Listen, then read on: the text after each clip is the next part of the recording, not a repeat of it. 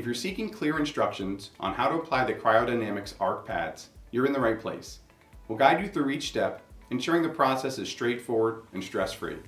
Hi, I'm Daniel from MyColdTherapy and CryoDynamics. Our mission is to support your recovery and help you get back to your daily life as smoothly as possible. If this is your first time here, consider subscribing to our channel for more helpful tips and guidance.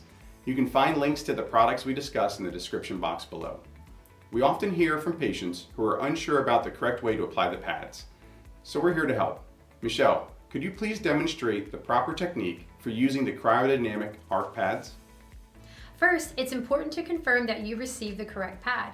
You can do this by checking the white label on the corner of the packaging where the name of the pad type is displayed. Next, you will receive a skin safety flyer. It's important to avoid placing the pad directly on your skin, as this can lead to damage of the skin or frostbite. And also keep in mind that the standard guideline for cold therapy is 20 minutes on followed by 20 minutes off. Additionally, you should always consult your doctor before using any cold therapy system for any specific instructions related to the use of the cold therapy device. Hey guys, today we're going to show you how to apply the hip pad for the CryoDynamics ARC system.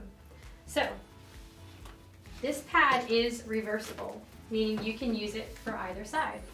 So we're going to use it on our right hip today. So we're going to release it. You're going to flip the pad over, and then you're going to apply it on the other side. And you'll see there's little Velcro pieces all throughout it, and that is what the pad actually sticks to.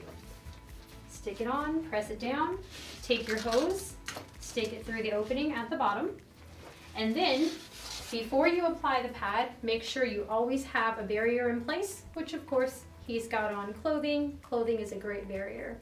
Also, you're going to notice some yellow buildup in the pad. That's totally normal, and the pad is still sterile. So now that we have it in place and we've got our barrier, we're ready to apply it.